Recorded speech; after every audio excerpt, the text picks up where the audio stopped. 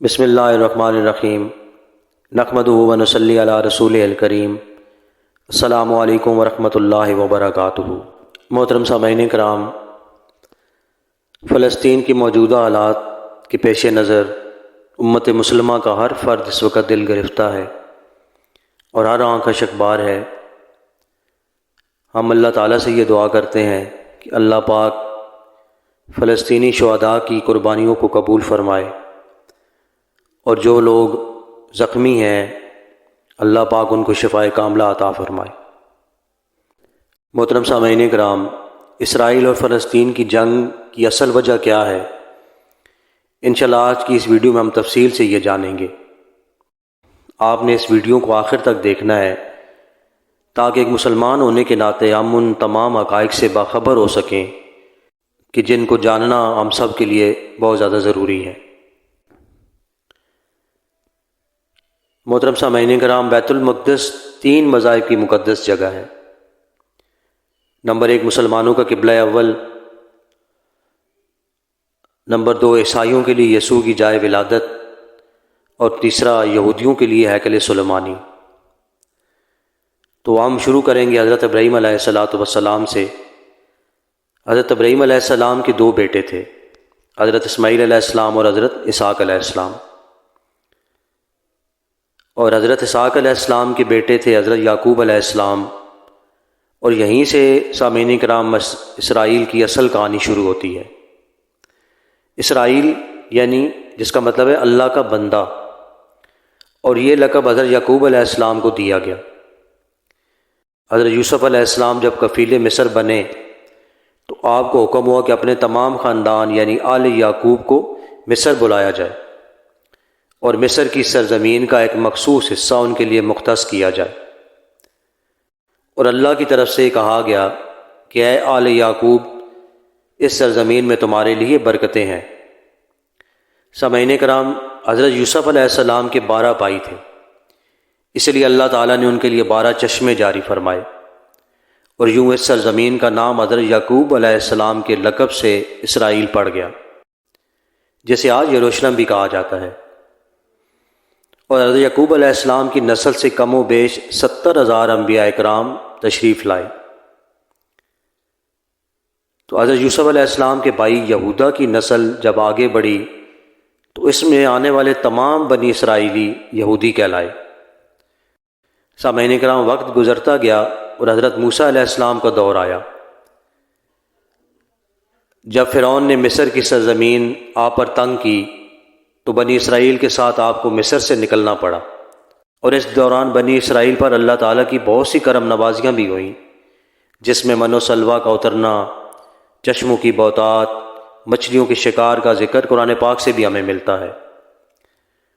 اور سامعین کرام، وہی ہمیں ایک گائے کا ذکر بھی ملتا ہے جس کے لوتھڑے سے مردے نے اللہ کے حکم سے زندہ ہو کر اپنے قاتل کا پتہ بتایا تھا، اور اس گائے کی نشانی اللہ تعالیٰ نے قرآن پاک میں بھی بیان فرمائی ہے، جو کہ ایک سرخ مائل رنگت کی گائے تھی، اور ایسی گائے آج بھی یہودیوں کے نزدیک مقدس مانی جاتی ہے۔ حضرت موسیٰ علیہ السلام کے بعد دیگر نبی آئے، اور اسی دوران میں حضرت موسیٰ علیہ السلام اور ان کے دور کی کچھ باقیات، جن میں تورات، من و سلویٰ کا کچھ حصہ بنی اسرائیل نے ایک صندوق میں محفوظ کر لیا، اور یہ صندوق اللہ کی طرف سے حضرت آدم علیہ السلام کو دیا گیا۔ ایک خاص صندوق تھا جو نسل در نسل نبیوں کے پاس رہا ہے،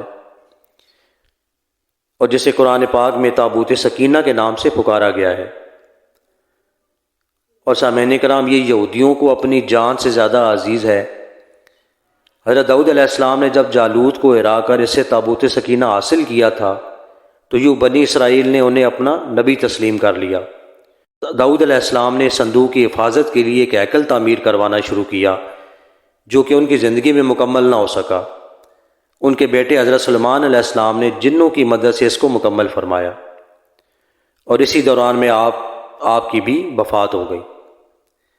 اسی وجہ سے اسے ہیکل سلیمانی کہا جاتا ہے۔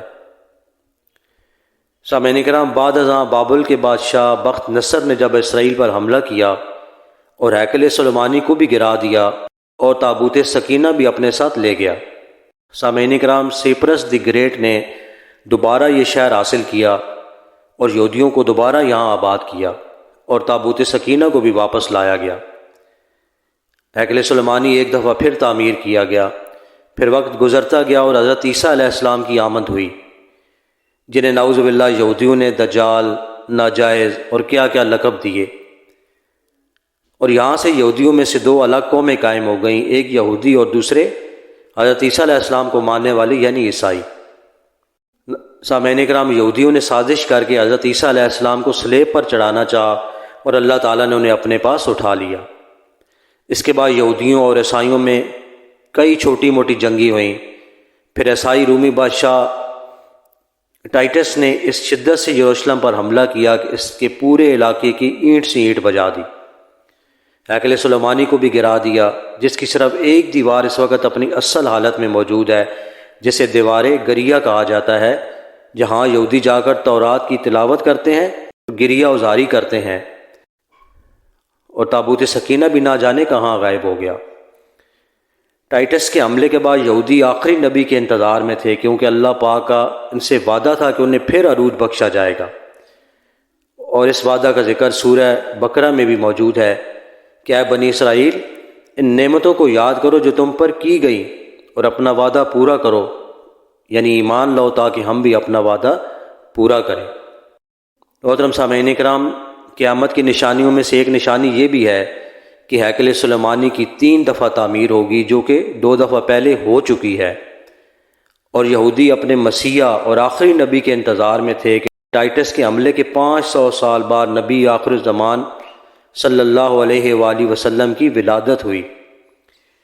یہاں یہودیوں کو یہ جھٹکا لگا کہ سارے نبی حضرت اسحاق علیہ السلام کی نسل میں سے ہیں، تو آخری نبی حضرت اسماعیل علیہ السلام کی نسل سے کیوں کر آ گئے، اور انہوں نے ایمان لانے سے انکار کر دیا تھا۔ اور مسلمانوں کے لیے بھی وہ انبیاء کی یہ نشانی تھی، اس لیے ہیکل سلیمانی کو بیت المقدس کا نام دیا گیا ہے۔ اسلام کے آغاز میں یہودیوں کو قائل کروانے کی خاطر ہی بیت المقدس کی جانب منہ کر کے نماز ادا کرنے کا حکم ہوا، کیونکہ یہودی اس طرف منہ کر کے عبادت کیا کرتے تھے۔ 17 ماہ بعد ہماری عبادت کا رخ بیت المقدس سے بیت اللہ کی جانب موڑ دیا گیا، کیونکہ مسلمانوں کا شروع سے قبلہ اول وہی رہا ہے، جسے پہلے حضرت آدم اور پھر حضرت ابراہیم علیہ السلام نے تعمیر کیا۔ محترم سامعین کرام، حضرت عمر رضی اللہ تعالیٰ عنہ کے دور حکومت میں اسرائیل یعنی یروشلم پر عیسائیوں کا قبضہ تھا۔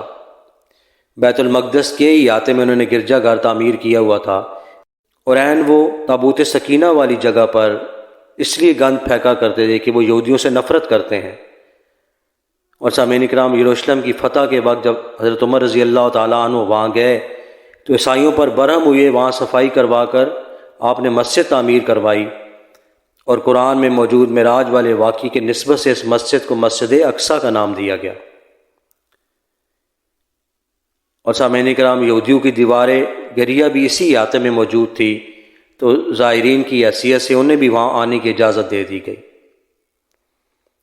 اور سامعین کرام، خلافت عباسیہ تک یروشلم ایک مسلم شہر رہا، اور اس کے بعد عیسائیوں نے دوبارہ یروشلم پر حملہ کر کے اس پر قبضہ کر لیا، اور پھر صلاح الدین ایوبی نے عیسائیوں کے خلاف 50 سے زائد جنگیں کر کے بیت المقدس دوبارہ حاصل کیا، اور پھر 700 سالوں تک یہ خلافت عثمانیہ کے زیر سلطنت رہا۔ یہودیوں کو بھی دیوار گریہ تک اپنے مقدس اقدامات کی آزادی رہی، اور یہودی آہستہ آہستہ پھر یروشلم میں آباد ہونا شروع ہو گئے۔ اس دوران میں کئی بار انہوں نے خلافت عثمانیہ کے سلطان کو پیسوں کے عوض یروشلم انہیں سونپنے کا لالچ دیا، لیکن اس میں وہ ناکام رہے۔ اور سامعین کرام، پھر دوسری جنگ عظیم میں عیسائی سپاہی ہٹلر نے چن چن کر یہودیوں کو مارا، اور قریباً 60 لاکھ کے قریب یہودیوں کو قتل عام کیا گیا، اور یہ در بدر بھاگنے پر مجبور ہو گئے۔ اس دوران میں انہیں یہ اندازہ ہو چکا تھا کہ انہیں اب خود اپنی پہچان بنانی ہے، اور بائبل میں موجود یہودیوں کی آخری عروج سے قبل والی کئی نشانیاں بھی ظاہر ہو چکی تھیں، اور وہ یہ تسلیم کر چکے تھے کہ ان کا آخری مسیح اب دجال ہوگا، جس کی بدولت پوری دنیا میں ان کا دوبارہ سے بول بالا ہوگا۔ سامعین کرام، یہودیوں نے برطانیہ سے ساز باز کر کے خود کو ایک الگ ریاست کے طور پہ تسلیم کروا لیا۔ یوں اسرائیل باقاعدہ ایک ملک کی صورت میں دنیا کے نقشے پر ابھرا۔ پھر آہستہ آہستہ انہوں نے فلسطین اور دیگر مصری علاقوں پر بھی قبضہ کر لیا۔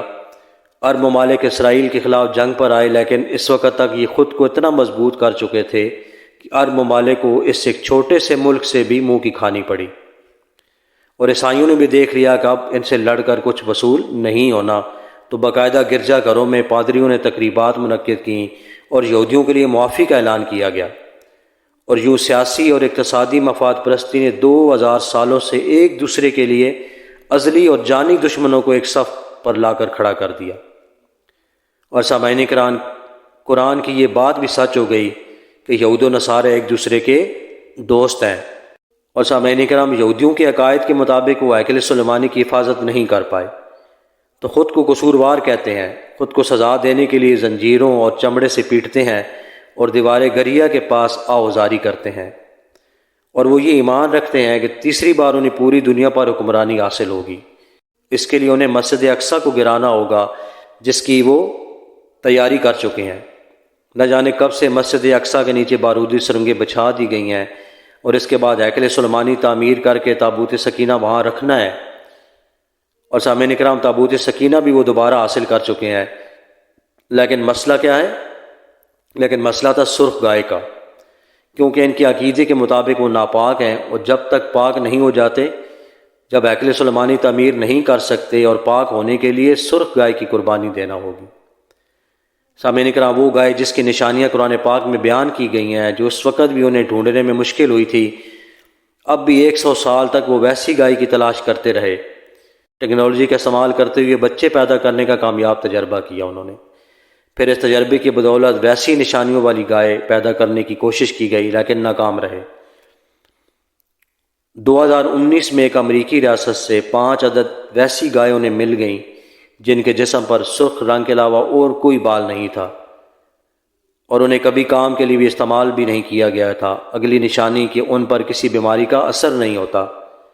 اور سامعین کرام، پوری دنیا میں کووڈ پھیلا کر مختلف جانوروں کے ساتھ انہیں بھی ٹیسٹ کیا گیا، اور ان پر اس بیماری کا کوئی اثر نہ ہوا۔ Red heifer found, mystery of red heifer, یہ گوگل میں سرچ کر کے آپ اس کے متعلق تفصیل سے پڑھ سکتے ہیں۔ الغرض، قرب قیامت اور دجال کے ظہور والی تمام تر تیاریاں وہ مکمل کر چکے ہیں۔ اپنی مرضی کے ڈاکٹر، انجینئر بچے پیدا کرنا، 9D ٹیکنالوجی کی مدد سے ایک جگہ ہوتے ہوئے کئی جگہ موجود رہنا، اپنی مرضی کے موسم بنانا، جب چاہو بارش برسا دینا، چند دنوں میں پوری دنیا گھوم لینا، یہ سب دجالی نشانیاں ہیں جو آج کے دور میں کوئی مشکل کام نہیں ہے۔ اور سامعین کرام، ہمارے اسلام میں بتائی گئی قیامت کی نشانیوں میں سے انہوں نے اتنے اچھے سے تیاری کر لی ہے کہ غرقت کے درخت لگا رہے ہیں جو انہیں پناہ دیں گے۔ باب لد، جس جگہ حدیث کے مطابق دجال کا حضرت عیسیٰ علیہ السلام کے ہاتھوں قتل ہونے کا ذکر موجود ہے، اس جگہ وہ دجال کے فرار کے لیے رپورٹ بنا چکے ہیں۔ اور سامعین کرام، یہ سب تو قرب قیامت کی نشانیاں ہیں، اور ہیکل سلیمانی نے بھی بن کر رہنا ہے۔ پھر اصل جنگ کیا ہے؟ سوال تو یہ اٹھتا ہے۔ تو سامعین کرام، اصل جنگ عقائد کی جنگ ہے۔ ہم اپنے عقائد میں اس قدر کمزور ہو چکے ہیں کہ نماز پڑھیں یا نہ پڑھیں ہمیں فرق نہیں پڑتا، اپنے بہن بھائیوں کا حق کھا کر خوشی محسوس کرتے ہیں اور فرقوں کے خرافات میں الجھی ہوئی ہیں۔ اور سامعین کرام، فلسطینیوں کے لیے سوائے دعا اور احتجاج کے علاوہ ہم کیا کر سکتے ہیں؟ کیا ہم اپنے عقائد کے ساتھ اتنے مضبوط ہیں کہ ڈالر کے بہکاوے میں نہ آئیں؟ کیا ہم یہودیوں کے مقابلے میں نکلنے والے خراسان مجاہدین کی لسٹ میں آتے ہیں، یا بس صرف ہم سوشل میڈیا کے تماشائی ہیں؟ اور سامعین کرام، اور اگر آج دجال ظاہر ہو جائے اور توبہ کا دروازہ بند ہو جائے تو ہماری آخرت کے لیے کیا تیاری ہے؟ محترم سامعین کرام، یہ وہ تمام تاریخی پس منظر ہے جو میں نے آپ کے سامنے بیان کیا ہے، اور اس کے آخر میں چند سوالات میں آپ کے لیے چھوڑے جا رہا ہوں، اس امید پر ان سوالات کو آپ نے سوچنا ہے اور اپنے اندر ان کے جوابات کو تلاش کرنا ہے۔ اللہ پاک ہمیں اپنے عقائد پہ، اپنے اعمال پہ کھڑا ہونے کی توفیق عطا فرمائے۔ اللہ پاک ہم سب کا حامی و ناصر ہو۔ اپنا اور اپنے پیاروں کا بہت خیال رکھیں، 5 وقت کی نماز ادا کریں۔ اللہ پاک آپ سب کو جزائے خیر عطا فرمائے۔ جزاکم اللہ خیر۔